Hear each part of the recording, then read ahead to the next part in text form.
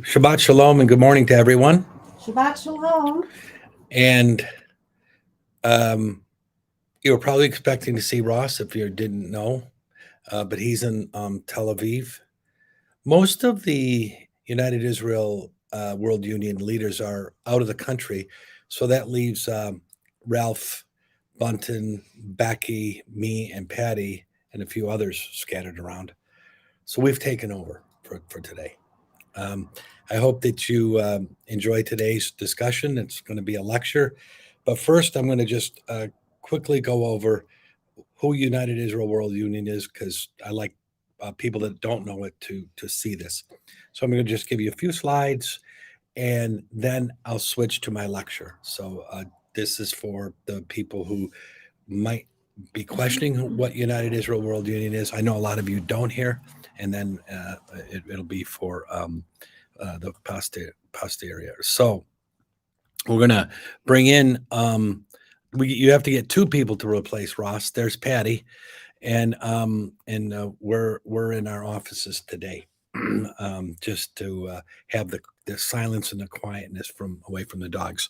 All right, just to go over what United Israel World Union is, real simple. It's a 501c3, and its primary focus is an association of any and all who are drawn to the one God of Abraham, regardless of your religion, and the revelation of the Holy Scriptures, which we consider the Tanakh, the Torah, the Nevi'im, and the Ketuvim. So that's just a simple who what it is. And this is our purpose. We affirm the truths of the Hebrew Scriptures and are committed to the vision of the Hebrew prophets and the ideals of the kingdom of God, namely justice, righteousness, and the knowledge God might fulfill the earth as the waters cover the seas. This is really the focus of what we do. We're not trying to tell you how to live your life. We're not a religion. We are a place to discuss religious ideas, spiritual ideas, and all those kinds of things, just to let you know. I like a lot of these kind of quotes. I'm a quote person, but the greatest barrier to learning is thinking we already know. And sometimes when we find religion, we think, "Oh my God, I know everything already. I'm ready to roll." And then someone asks you a simple question, which we're going to discuss today, and it changes everything for you, right?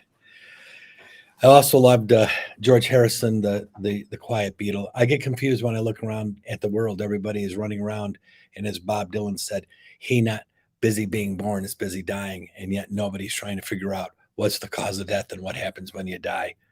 That, to me, is the only thing of real importance. The rest is secondary. So we're trying to see the forest through the trees. And it's been obfuscated by a lot of people who started religions, a lot of people who run religions, a lot of people who hate religion. They've obfuscated a lot of what's there. David had a really good point that the Greco-Roman and pagan influences on modern religions today are incalculable. Not that that's all bad, but the ideas that someone thinks that Judaism and traditional Christianity are biblical religions, it's just not true. Harold Bloom from The American Religion, a good book to read. He also said, I think the Greek New Testament is the strongest and most successful misreading of a great prior text in the history of influence or of the world. And that is the New Testament based on the Old Testament, right? Or the Tanakh. Of course, even Martin Luther King said the influence of mystery religions on Christianity. He wrote a paper about it, and it's huge. And of course, David talks about Hellenism and Judaism rule both in Christianity and Judaism today. So this is the creed. Again, we can send this to you. It's just the Godhead, the scriptures, our beliefs, the observance, and our aims. And so this is what David wrote back in 1944. So I'm really excited about that. Ralph Bunton has written a really great history of United Israel World Union, the Book of David. I don't know. I think it's the Book of Ralph because it has so much of Ralph's in it. He is a great writer, and this is a great history. And I don't think anyone else could have written this book, honestly, other than his wife, Becky. So, I mean, they had a very personal relationship with David Horowitz. It's a great read, and it's on Amazon, and it's you can read about it. Couple of things coming up. The 80th Annual United Israel World Union Conference will be held in Charlotte, North Carolina, the 21st to the 23rd of April. I really hope that you come. It's going to be a big one, and we're inviting a lot of people from all around the world. Uh, Ross tells me that the registration will be put on the website shortly, UnitedIsraelWorldUnion.com. And I look at it as a time of renewal and reflection amongst all the people that are there. I really do love it. I think you'll have good time there as well. And I just want to leave you with one final thought from Isaiah. Okay, if you go in your Bibles to Isaiah 25, starting in verse 7. And he will destroy in this mountain the face of the covering that covers all peoples and the veil that is spread over all nations. He has swallowed up death forever, and Adonai Jehovah will wipe away tears from off all faces, and the reproach of his people will he take away from off all the earth, for Jehovah has spoken it. So that's our aim, is to try to open our eyes and scales that have been put over us and see what truths there might be. Let me get back on that. Yeah. And so today, Ross invited me to give a talk. And also, while he's in Israel, I think Dr. Tabor will be giving a talk. And we have another one planned also. And also, while Ross is in Israel, he'll be going live all the time. It will be, it's something to watch as we've been there with him and have enjoyed it. So Ross has kind of got 3 tours back to back. And James, I think, is just doing the first tour, so he'll be back. Lori's there with him, his wife, and Toby's there with Ross, Toby's son, the great screen actor, Tobias Nichols. And then, of course, Jono Vandor will be there also on Ross's tour. So we wish them all the best. I'm going to get into my Sabbath lecture today. I was given the title of Vice President of International Affairs, so I do a lot of traveling around the world and try to spread our connections and understanding, try to spin Israel as a nation in a positive light, and try to talk to all sides and the conflicts that exist. So that's something that I do. And Patty helps me. We're both on. She's on the board of United Israel. Her team. So I and trying to understand, the great Native Americans have a very spiritual and could be very related to the Hebrews. But I love this. Wisdom comes only when you stop looking for it and start living the life the Creator intended for you. And that's a good segue into what I'm going to talk about today, because the Sabbath is a great part of what the Creator intended. So here's my introduction. We just ended a year-long study. I've had a lot of reflections on going through the Torah, both vertically and horizontally, like Ross does, and also to look at other documents from the other Hebrew writings, Roman writings, Greek writings, and we have quite a beautiful group of people that have studied their whole life. Not only the professionals like Dr. James Tabor, but the others that have focused their life on it, like Ross and virtually anyone, Joe Dal-Onstott. There are a lot of people that have studied quite a bit, and any of you that are here watching us right now have studied, and even though we're not professionals, we really do have many insights. So that's kind of where this is coming from. My profession is something I won't talk about today, but I have another profession, and then I'm very good at. But this is something that draws me. So there are many recurring themes, but today I select the Sabbath. I consider it a most unique commandment, and I think the most unique commandment, and I'll explain why. And Dr. Tabor brought up, when we talk all the time, that many people who are drawn to the Torah faith come from the Sabbath as the first thing that snags them and makes them come in. And I certainly think that was important in the study that Patty and I have done. Okay, and so it's also a common theme in a place of agreement. So many people interpret the Torah very differently, but we all kind of agree that the Sabbath is one that we can all agree on, and that we must do it, and celebrate it.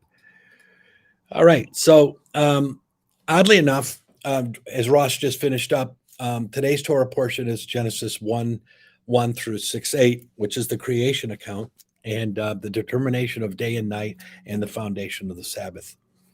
Um, I find this to be one of the most impressive accounts of creation in the ancient writings. I highly recommend Dr. Gerald Schroeder's book, Genesis and the Big Bang. I've had the pleasure of having coffee with Dr. Schroeder just below the Temple Mount, and I think Dr. Tabor introduced us, and we had a great talk. And I've been talking to him about a lot of issues in life, extra biblical, which is a good thing. Also, the Haftarah reading is Isaiah 42:5 to 43:10, which creation is reinstated, saying, "I am God, and I did this." And there's a call to obedience, which is part of the aspect of my talk today. So we're going to talk about, just to give you an overview, what is the Sabbath? What are the promise of keeping the Sabbath in the Hebrew Bible? Then we're going to go into a little bit of the history of the Sabbath and practicing religions and politics. We're going to get anecdotal observations and conclusions. Now, I might add right off the fact that please, on the anecdotal observations, we're going to try to make this more interactive. So on Restream, we can see everyone's comments, and so that's the issue that we're gonna Try to have a discussion. try to have a discussion on.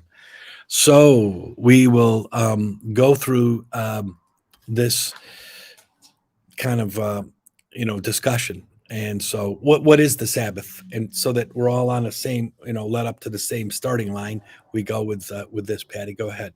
Okay, the Hebrew Shabbat literally means to cease, desist, and rest. And the why, for the first time, we hear about the Sabbath being set apart and blessed and made holy is Genesis 2:1 through 3. And I'm going to be reading from the Transparent English Bible. And the skies and the land and all their company were finished. And Elohim finished on the seventh day his work that he did, and he ceased on the seventh day from all his work that he did. And Elohim blessed the seventh day, and he separated it, because on it he ceased from all his work that Elohim created to do. So here you can see the word for seventh, rest, ceased are all forms of the root word for Shabbat.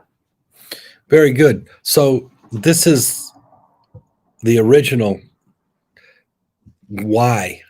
So we go to the next, the actual commandment that is given. So separating God's acts and then his commandments. Okay, And this so comes from Exodus 20. Exodus 20, starting in verse 8. But the first one, you see that the reason for the Sabbath being set apart is because this is the day that God rested.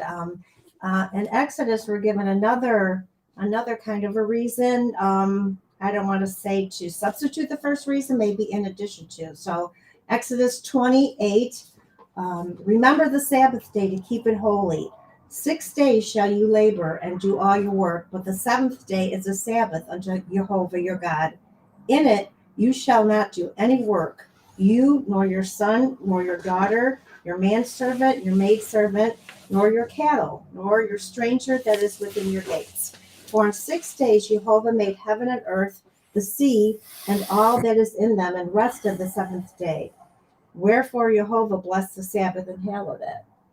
Okay, something's not right here. It is. No, here's the next one. Okay. So then in Deuteronomy, we get a second why. The second one, And right. so the first why was quite clearly that the Almighty rested on Shabbat. He Shabbated on Shabbat. That was the first. Then there's a second one, and we'll get into this. Okay, Deuteronomy 5:15. Yeah. Okay, instead of the reason being, I don't want to say instead of, but in addition to There you go. the reason that God had rested on the seventh day, we have the following. And remember that you were a slave in the land of Egypt, And Jehovah your Elohim brought you out from there by a mighty hand and by an outstretched arm. Therefore, Jehovah your Elohim commanded you to keep the Sabbath day. So that's kind of a different view. And when Ross is talking about doing this kind of horizontal analysis, this has been something that the great rabbis have really looked at for many years. I kind of picked out the one I agree the most with, and that's Maimonides. And he really just simply says there's two rationales for the Sabbath. One, to establish that God is God, and the second is there's a blessing and that we remember that we were saved from Egypt, even if your Egypt was a church or atheism or whatever else. It doesn't necessarily have to be Egypt, but that we're to enjoy the Sabbath, and we're going to talk about that joy today. So we want to enjoy the Sabbath, but it's also a commandment. So it's kind of a very dual purpose commandment. So the how comes from the book of Deuteronomy. The how do we observe the Sabbath? Okay, so Deuteronomy 5:12. Observe the Sabbath day to keep it holy, as Jehovah your Elohim commanded you. 6 days you shall labor and do all your work, but the seventh day is the Sabbath of Jehovah your Elohim. In it you shall do no work, you nor your son nor your daughter, nor your male servant, nor your female servant, nor your ox, nor your donkey, nor any of your cattle, nor your stranger who is within your gates, that your male servant and your female servant may rest as well as you. So Yes. I like how it's commanded for animals too. Yes. And that means putting these things down for me. I just have to turn it all off and put it on do not disturb. Only call me if my building's burning down or something extremely important has happened. Again, Nikita Lovelady has made a comment that I'd like to address. I agree with this very much. The commandment is the first one to teach us to be holy because he is holy, meaning for us to be like God. That is really beautiful, Nikita. And in the anecdotal parts, we're going to bring in a lot more of these comments, but that's such a beautiful comment. I just wanted to address that. That is really something special, that we're to be like God. Another thing that I kind of morph off of that and, when I'm talking to people is, does God ever change? He wanted us to be holy from the beginning. So, and obviously we weren't. So the other thing is the other thing that is very important is that the Sabbath is mentioned so many times in the Hebrew Bible. In the Torah, about 38 times. In the Nevi'im, the prophets, about 32 times. And the Ketuvim, the writings, about 20 times. And that's just counting it in English, in American Standard Version. However, it's very difficult to say how many times is the Sabbath mentioned. Why? Because sometimes they talk about it and there's an implication, but they don't use the term Sabbath. And that, so it's again, and Wade still tells us the religion of Israel is a knowledge-based religion. And that's true, just what I was just talking about. You can't just count the number of times the Sabbath is mentioned, but it's mentioned a lot. So that's the one thing that I want people to realize is that it's an important commandment. And we'll talk a little bit about how unusual it is. So there's some promises, right? So let's go to Isaiah 56. Okay, Isaiah 56, starting in verse 5. Unto them will I give in my house, and within my walls a memorial and a name better than of sons and of daughters. I will give them an everlasting name that shall not be cut off. And this is talking about people who join themselves to the Torah, who aren't necessarily Israelites, born into the nation of Israel, or Jewish. Also the foreigners that join themselves to Jehovah, to minister unto him and to love the name of Jehovah, to be his servants, everyone that keeps the Sabbath from profaning it and holds fast my covenant. So he singles out the Sabbath, the whole covenant, but the Sabbath he singles out. And that's what I think starts to make you go, this Sabbath commandment is a little different than the other commandments. And we're going to go through in our presentation today a few more of those things because they're pretty exciting, some of them to me. The other thing that I wanted to say is that, and I'm sure a lot of folks here are you're probably not as old as me, um, or James, but the issue for me is I read these when I was in my 20s or teens, and now I read them in my 50s and 60s. And if I make it to 70, which I'm pretty close, maybe that'll be another the view that you get because you've lived life and you've gone through all these good and bad times and you've experienced things and you've seen religions go up and down and you've seen people's morals change for whatever reason. And you go back and you read these and you're like, that meant a little. Jehovah meant a little more by that than I thought he did. Okay, I just want to stop right there. I know we're not supposed to be doing this discussion until after the presentation, but Brian Bloom says here, and I don't want to miss these because Yes. Red will go on and we'll miss these Yeah. important comments.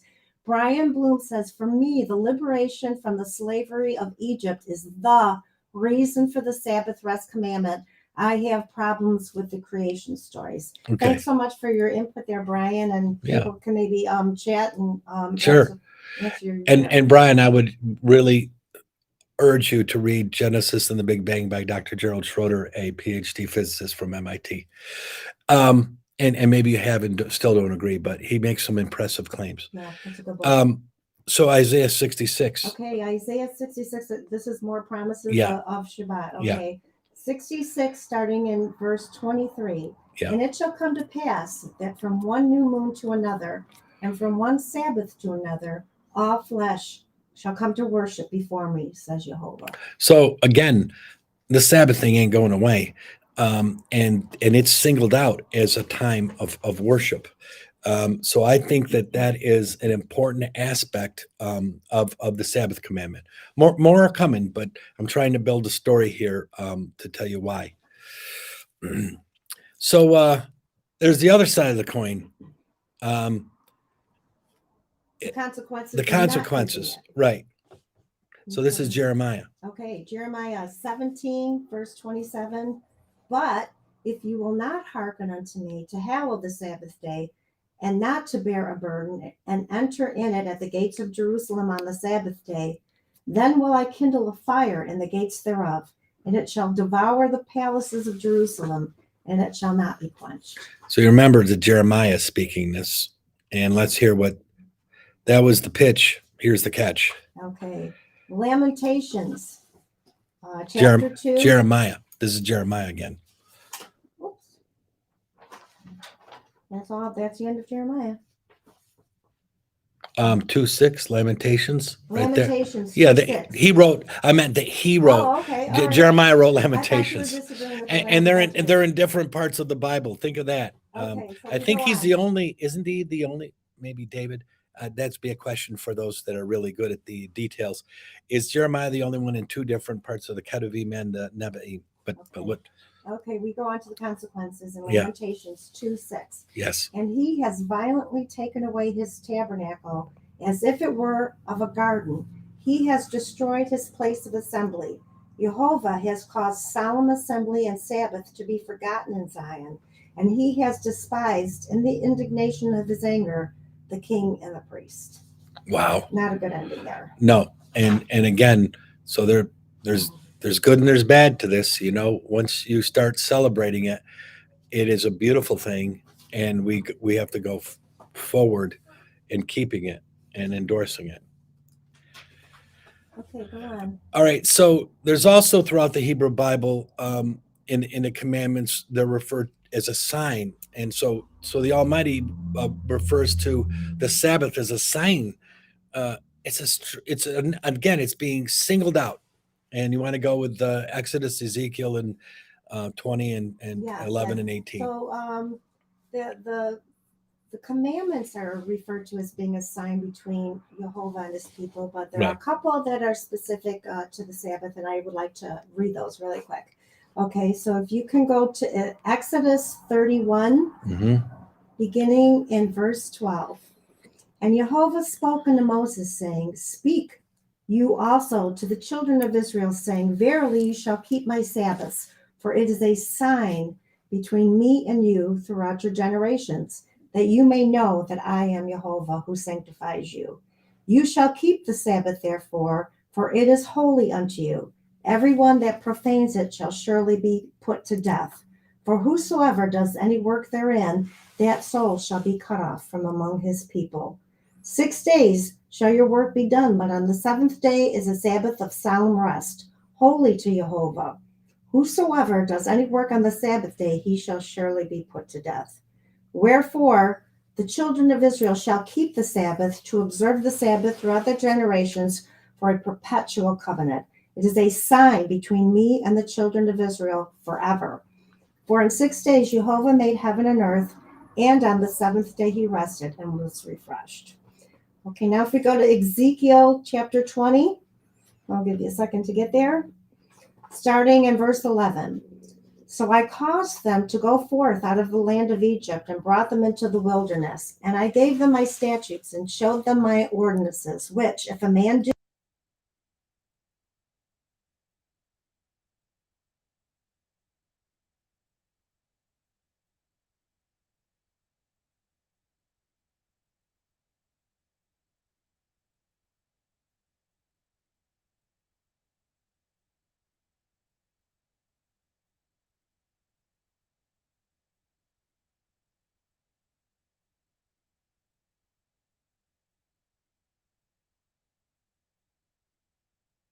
well, why you should keep it, okay. Our sound dropped there, Pat. You want to read the last one over again? I'm sorry, okay, yes, Yeah. Ezekiel 20:18. Hopefully it's back, sound back. Can y'all hear us? Oh, they're saying no sound again. Okay. It's okay. I knew. Is it good now? It's good now. Okay, can y'all hear? Yeah, that was my mistake. I hit a restream button that Sound back. closed Okay. the sound. Well, Yeah. I'll close up with the last one here. Yes. Ezekiel 20, Yeah. verse 18. Okay. I am Jehovah your God. Walk Yeah. in my statutes and keep my ordinances and do them, and hallow my Sabbaths. And they shall be a sign between me and you, that you may know that I am Jehovah your Elohim. So here we have a couple different reasons that were presented in the beginning. Yes. Of the why of keeping the Sabbath. And I'm going to refer you back to Isaiah when he said the foreigners, even so, even if we're foreigners, if we're not of Israel, we'll be given the same gifts and blessings. And it said even some will be given a higher blessing. Mm-hmm. So that's a really powerful thing. So I want to talk a little bit now from a philosophical point of view that are kind of our views of it. And we've studied the Sabbath for a long time. And it doesn't mean in the future I won't have a better understanding, or in the past I didn't have a good understanding. It's an odd commandment. So I ask you to look at the Tanakh and the other holy writs of all the world. There's no such commandment other than this one. I believe it is a binding commandment. And what do I mean by that? So the commandments that are kind of intuitive, God is God, you have no other idols, no other gods before him. You will not use his name in vain to do bad things or to raise money and get boats and yachts. And then the other commandments are focused on us, right? Thou shalt not commit murder. Thou shalt not commit adultery. Thou shalt not bear false witness. Do not covet. All of these are kind of normal understanding that builds society. When we build a culture and we follow these things, good things happen. But the Sabbath commandment is this. Here, it's like it's a bridge. It's for God. It's a commandment, but it's a joy for humankind. And we meet there, and it's a sign between us and God that we follow his ways. And this is a very beautiful commandment, and it means a lot to me when as you go through life and you bury your parents, you remember them, your friends, whatever happened to you in life. I go back and realize that people would say, oh, he's different. He celebrates the Sabbath. And so from that perspective, I'm proud of that now, and it's a badge of honor. About it being a bridge, it's like the first half of the 10 Commandments are about loving and respecting God. The second half are about how to treat your fellow man. Right. But the Sabbath commandment is kind of for all, it encompasses everything. It's like you're Yeah. honoring and worshiping God that Yes, day, and you're resting for exactly. yourself, and you're allowing your employees and your animals to rest too. So I Right. think it's just so beautiful. On the other side, I believe that we need policemen out on the Sabbath and firemen and doctors. I'm not saying we shouldn't have that.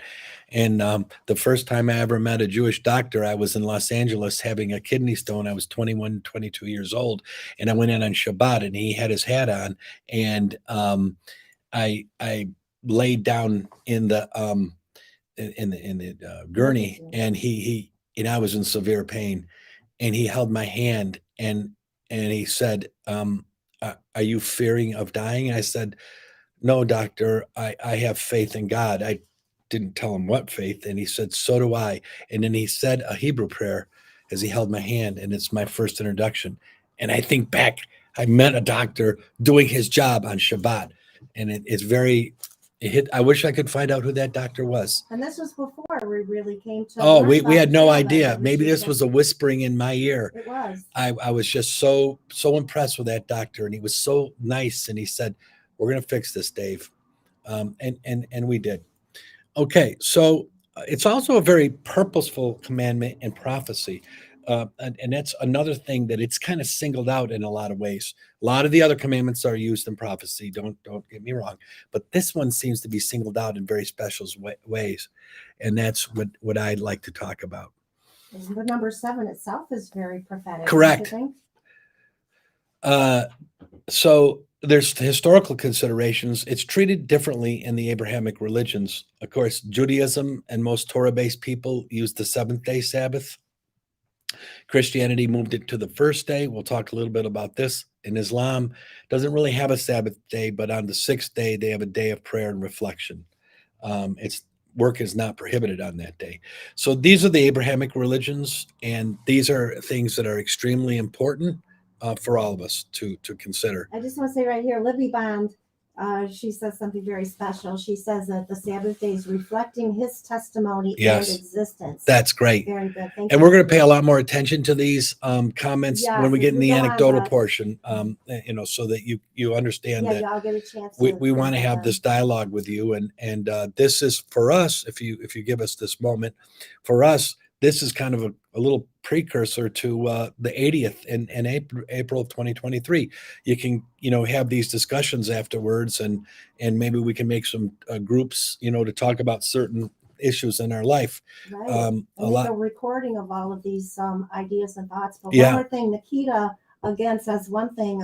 It is the basic unifying tie Yes. between those who recognize Yes. the authority of the Creator. Yes. Very good, Nikita. Thank Yeah. you.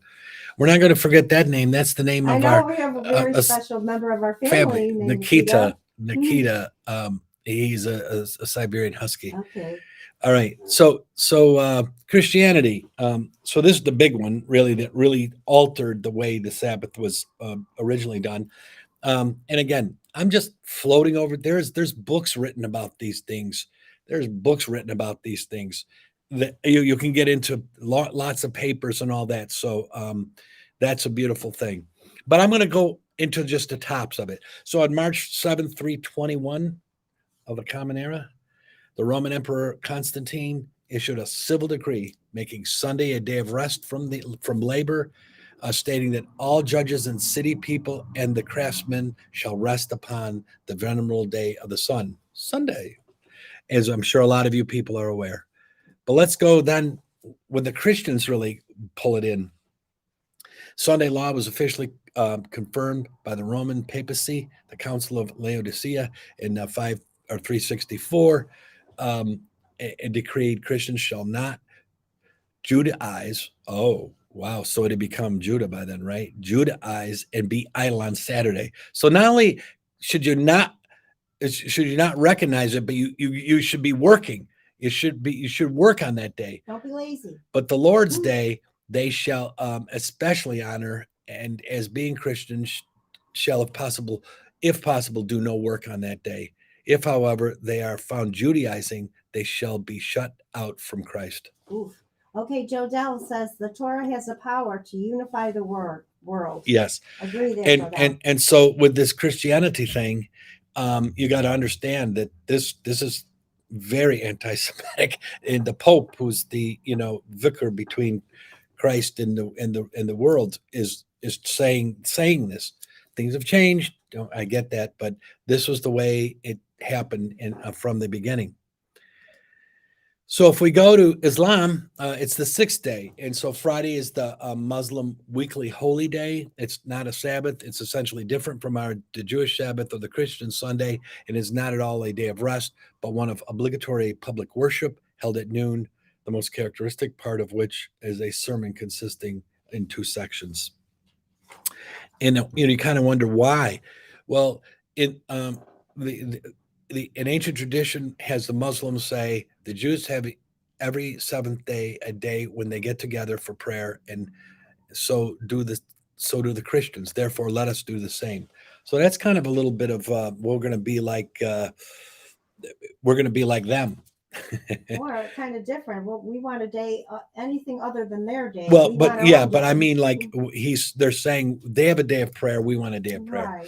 Now, if you go through the church fathers, and there's a lot of this, Dr. Tabor could explain much better than I, but one of the things in the final determination on which day was the Sabbath, the Catholics said, we'll have a Sabbath day on any other day but the Jewish Sabbath. And I'm going to speak about that in just a moment. So another aspect about the Sabbath is its preeminence amongst even the holy days. Okay. So why don't we go to Exodus 23? Exodus 23? Yeah. Okay. 1. 23:1, is it? Yes, 23. Exodus 23:1. Okay, and Jehovah spoke unto Moses, saying, Speak unto the children of Israel, and say unto them, The set feasts of Jehovah, which you shall proclaim to be holy convocations, even these are my set feasts. 6 days shall work be done, but on the 7th day is a Sabbath of solemn rest, a holy convocation. You shall do no manner of work. It is a Sabbath unto Jehovah in all your dwellings. So now think about it for one moment. This is in 23, Leviticus 23 is when they give all the holy days. Before they give the holy days, the Sabbath is reiterated. Before, like, hey, y'all, wait for a moment. In case you forgot, the Sabbath is number 1. Mm-hmm. Second thing it says here that people read over very quickly. Speak unto the children of Israel and say unto them the set feasts of Jehovah. People forget that. They don't belong to the Jews. They don't belong to the Israelites. They're Jehovah's feasts. The Israelites are commanded to celebrate them. Isn't it interesting, though, how it mentions all of the feasts, the set feasts? Yeah. But then the explanation in verse 3, goes on to explain the Sabbath. Right. I find that. No, it's a very powerful thing that these are Jehovah's. He wants the whole world, because remember that Israel was supposed to be a nation of priests, preaching to the whole world these subjects. Right. And so don't forget that it's not my Sabbath. It's Jehovah's Sabbath, and I'm enjoying it. Important. It's a gift that's been extended. Sabbath. It's no, it's not anyone's. And Sunday isn't the Christian Sabbath. Anyways, I wanted to also talk about how it was even in our politics of the day. The forefathers. Abraham Lincoln said, as we keep or break the Sabbath day, we nobly save or meanly lose the last best hope by which a man rises. Abraham Lincoln. And this was in an executive order respecting the observance of the Sabbath day in the Army and Navy. Now, I know this was the 7th-day Sabbath, but that's how important the Sabbath was to people in power in those days. They actually acknowledged it and made it a law. Yeah, exactly. Okay, Jodell says here, it is interesting that while Israel was in Egypt, Yahweh promises to give Israel his Hag, his holy day. The Sabbath is the first feast listed. Yeah. Very important. And Leah Stoll also said a very good point. The Sabbath keepers, like us, disagree on when to keep it as as much as to how to keep it. Yeah, that's Um, definitely and another discussion. yeah, but I believe that the seventh day Sabbath was established by God Himself, so you can't go changing the day. That's just me. Right. God How does you not do it change. is kind of a personal thing up Yeah. to you. Yes. Yeah. But That the day itself, I think, is pretty established. correct. Correct. What do you think? Yeah.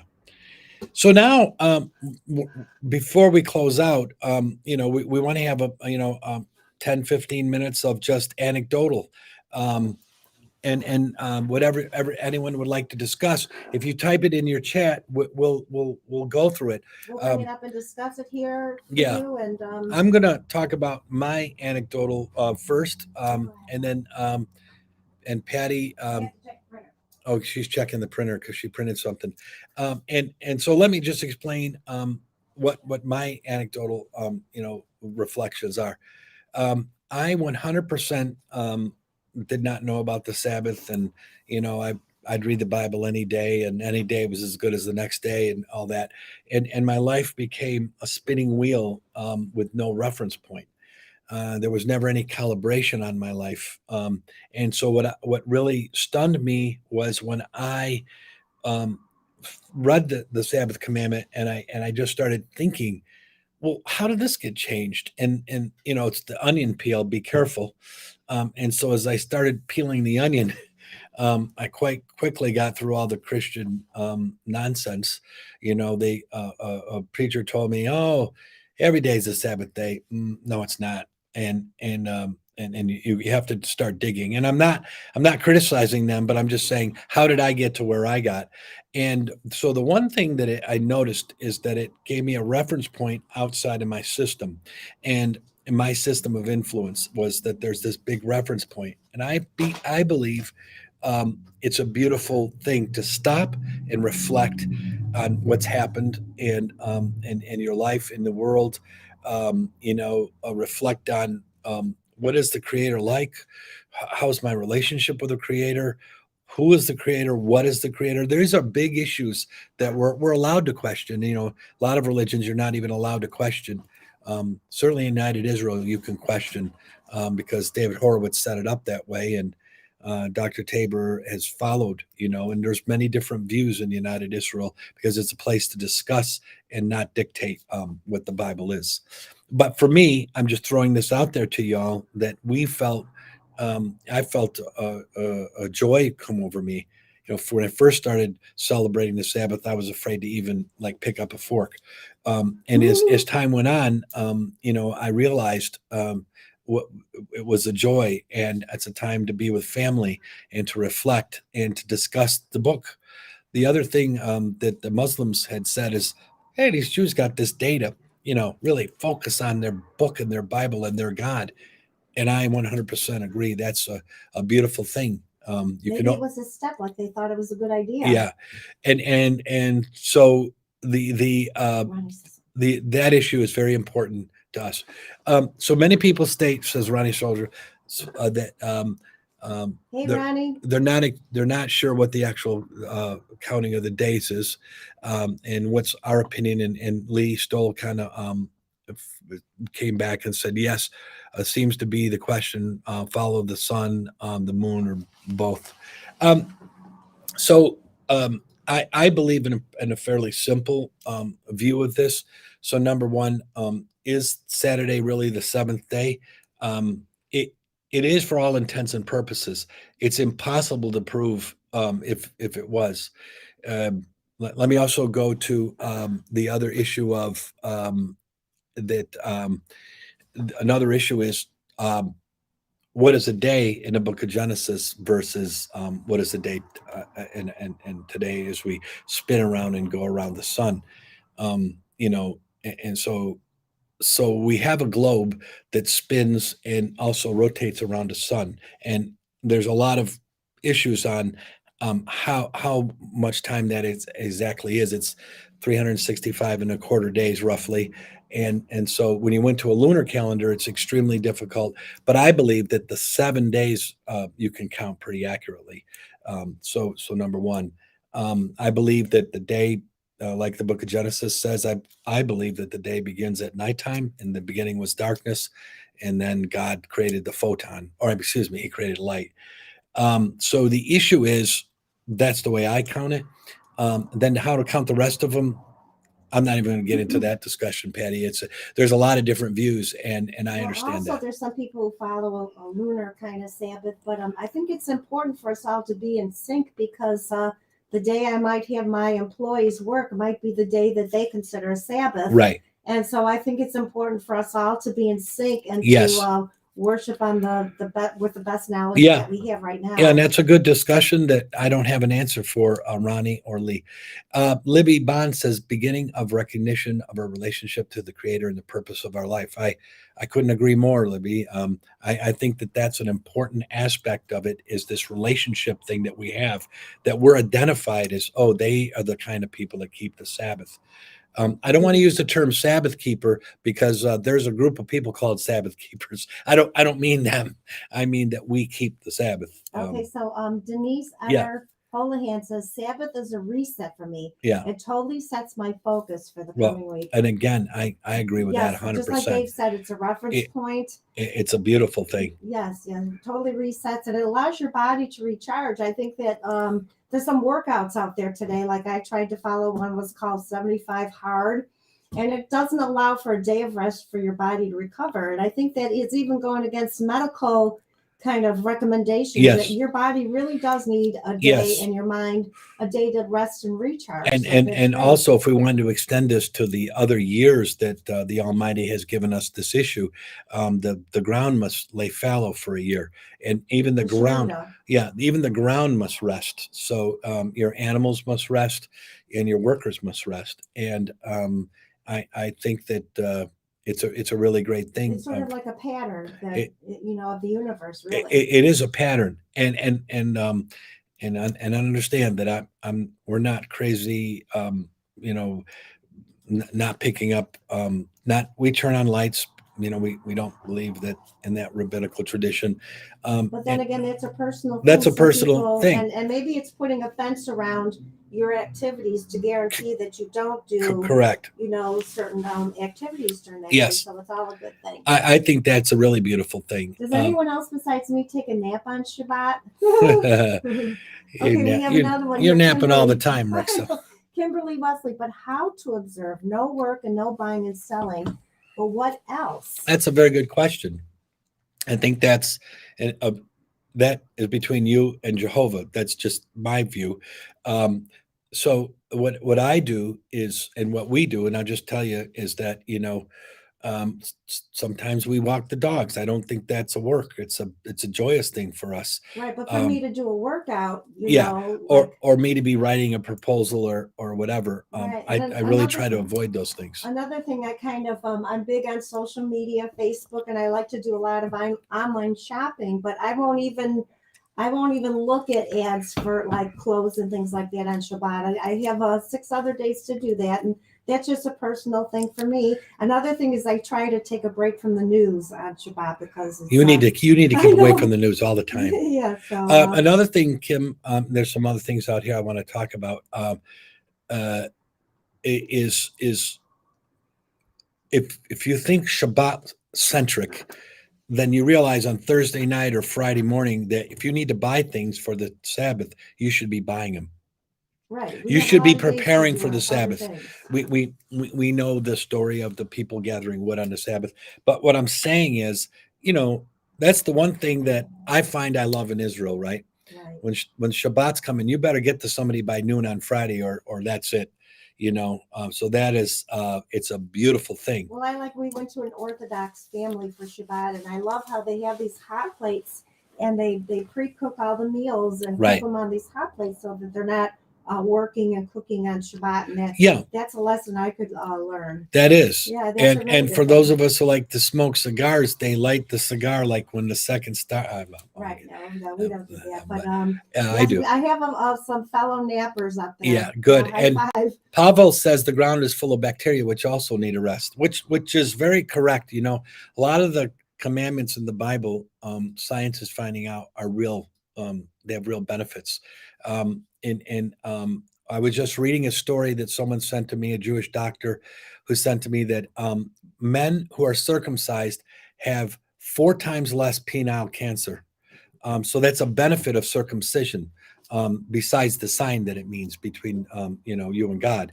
But the point is that a lot of these things that God tells us to do, there is a reason to not eat the swine and the fish that or the shellfish that creep and crawl and that. Well, it says somewhere that God says that He did this for your good. Right. These commandments are for your good. Okay. Joe Dell says the prohibition of fire on Shabbat was given in June when average temperatures range from 77 to 99. Okay, I think that's a bit of a joke. Yeah, that's a good point. Yeah. Yes. You don't want Yeah. to start a fire in the desert. Yes. Don't get in the hot tub. Yes. Okay. Jerry Harris says God is smarter than us. Yes, I think so. One of the things that in all my years of study, it's been this, that the more I know, I Realize don't you know. Yeah, And that is so true. and so that's an important thing. The other issue for us is to learn from other people.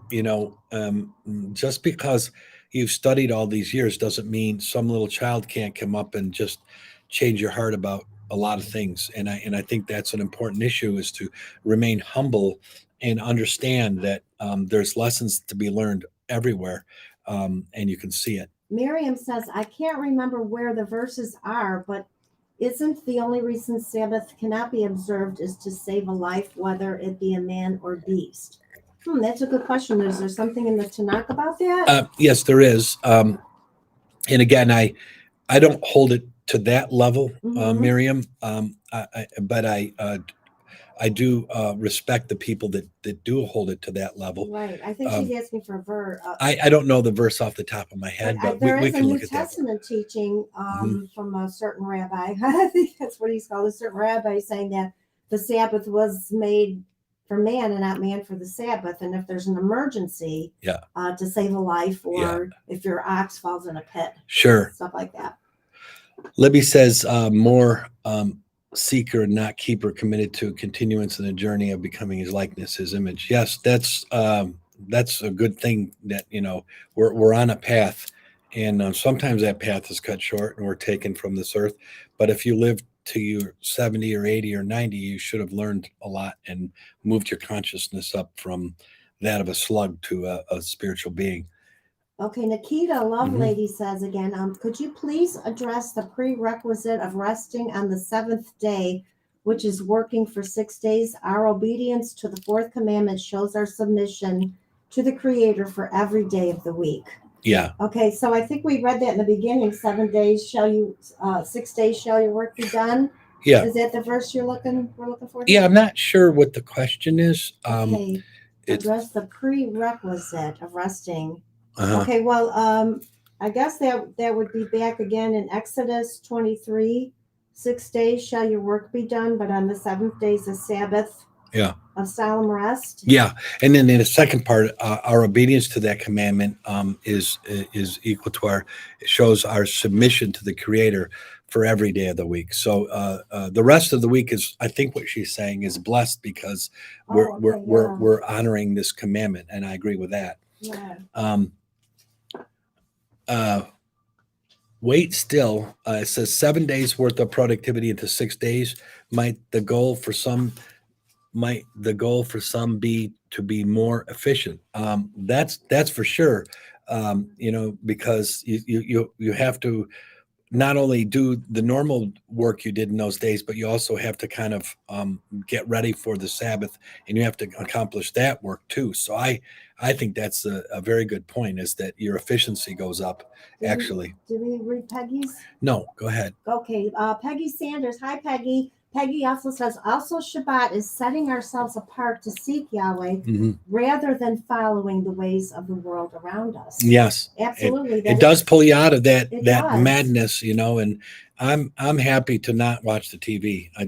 I don't want to hear what's going on, and exactly. And unless I hear an air raid siren or gunfire outside or see a home burning down, I'm not going to do anything. Right. Dana Adams also said that's why it's okay for emergency techs to work on Sunday Right. or on And I Shabbat. think they rotate their shifts They like that. they and- do, but you have to have prison guards. You have to have people in the hospital administering. Right. And then you have ER doctors. Like I told you, mine with my kidney stone when I was 22 years old in Mhm. LA.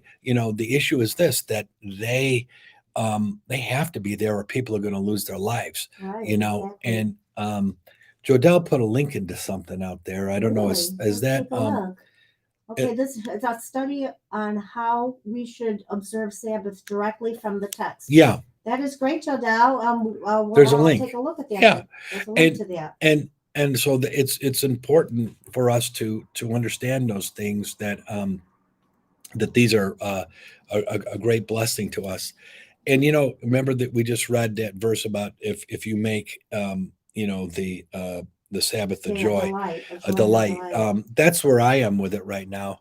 I'm thinking it's Wednesday, but I wish it was Friday night. I mean, sometimes because. So Peggy says he blesses the work of our hands during the week when we protect Shabbat, and Yes. that is so true. And as we read before about the blessings Yes. that will happen if we follow Yes. and keep Shabbat. Exactly. So I think that's an extremely important part. It is. So I think I'm going to go to. Well, one more thing. I just want to make sure that we answered Nikita Lovelady's question. If we did not address that, perhaps you could. Do we have our contact info on It's here? at the end. Yes, at the end. We'll put Yeah. up our contact Yeah. info, and we can kind of keep this conversation going, which is wonderful. Thank you all Okay. for joining us and for contributing. Well, and I'm going to go. I have one more verse. No, I have to finish the Okay. slides. And a Facebook user put a link in there for the Shabbat and accounting for context. So Great. that's right. Thank you. Yes, thank you. Thank you. Thank you, Miriam, and everyone for listening. It was a real joy here to do this. No, I don't want that one. I want this one. We're going to end with a song, a video that Patty did in the Israel that you haven't seen yet. It hasn't been released yet. Yeah. So here's some of the final thoughts. Isaiah 53. Okay, you want me to read that? Yeah. Okay, Isaiah 53, starting in verse 13. If you turn away your foot from the Sabbath, from doing your pleasure on my holy day, and call the Sabbath a delight, and the holy of Jehovah honorable, and shall honor it, not doing your own ways, nor finding your own pleasure, nor speaking your own words. Then shall you delight yourself in Jehovah, and I will make you to ride upon the high places of the earth, and I will feed thee with the heritage of Jacob your father, for the mouth of Jehovah has spoken it. So that one verse right there kind of answers a lot of the questions on how to do it, what should we do and not do, and what is the blessing that we can take away from it. Yeah. Jodelle thinks that's Isaiah 64. If you could check that. Oh, thank you. I'm sorry. Yeah, that is. When you start cutting and pasting all these things. Thank you, Jodelle, because Isaiah 53, we all know is a suffering servant. Jodelle had some things to say about that. Thank you, Jodelle. Yes, I believe that is Isaiah 64. Yeah. So while this video is playing, I will look that up and correct that. Yeah. So I'm going to end with these conclusions. We're going to do a video. So I believe that's Patty and I over in London. We're searching for another thing called the Moses Scroll. So the Sabbath is Jehovah's commandment, not any particular religions. The Sabbath, which I misspelled, is a special commandment with deep meanings for us as part of the creation. I believe it has a significant meaning prophetically, including how the followers of the Almighty are identified, and it can be life-enhancing, giving us a point of reference over time. So that is part of my view of that. I want to end, and I'm not going to go through every name on this list, but there are a lot of people that we need to thank here. Starting with David Horowitz, of course, but all these people that we've met, and I'm sure there's others that I haven't met, or I haven't put down, but there's just so many people, and all of them add something to what we're doing. From Dr. Tabor, the Buttons, Ronnie Fulcher, Yes, we'll see you guys. Thank you all. Shabbat shalom. And so these are just some of the people, and this will be available for you to look into more closely. Some of them are here today, like Jodell and Ronnie Fulcher and Peggy Sanders. They're all polls great. I saw there, the Yeah. polls. So I'm going to stop this, and I'm going to put up for you a video that we did in Israel, and this video is very special to us. It's not finished, but I wanted to say to you, I want you to see this. It's about a great Israelite hero named Hannah Sanesh, who was murdered during World War II. Her anniversary is coming up. Her anniversary is coming up next month, and we're going to finish the video, but we have enough so you can see it. You probably haven't seen it. Before he plays that, Isaiah 58:13. Thank you so much, Jodell, for correcting us on that. Okay. All right, we're going to play this here. Hang on.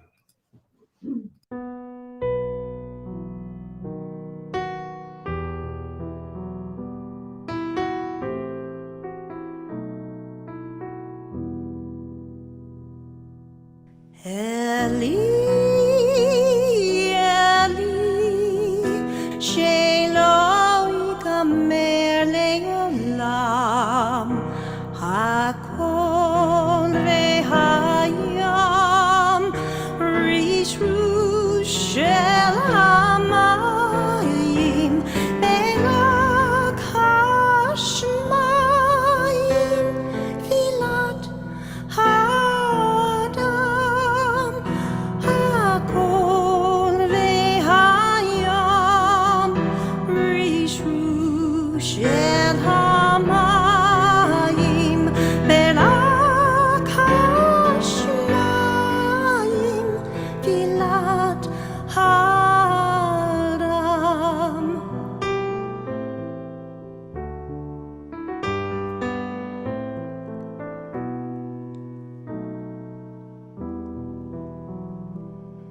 My God, may these things never end. The sand and the sea, the waves breaking free, the lightning in the sky, and man's humble prayer. Hakol vehayam, rishru shel hamayim.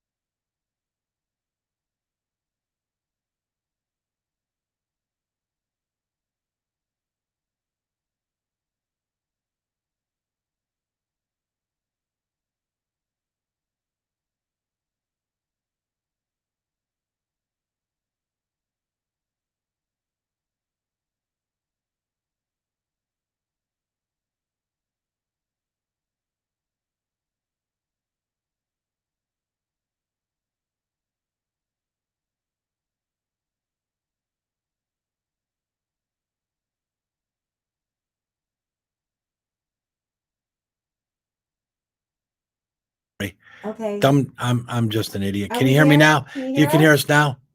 Yeah. It was because, yeah. Okay. If you can hear me, Yeah. it still says no sound, but I think it's changed. all right. Yeah. Now you should be able to be heard. Okay, Yes. if Yes. you can Yes. hear us, Yeah. I just wanted to say in conclusion, thank you all for coming. Yeah.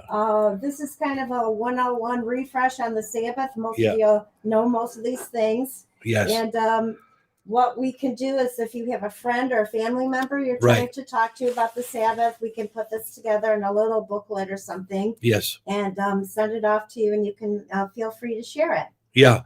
One other thing I would say is that Baruch does such a great job, and hopefully we gave him enough references in this. Yeah. But y'all have a great week. Have a great weekend. Thank you. And I'm sure Ross and James will go live in Israel, so be waiting for that. Yes, yes. And thank you all for Thank coming you for today. sharing Shabbat with us. Shabbat shalom. And Shavua Tov. Bye-bye. Bye-bye now.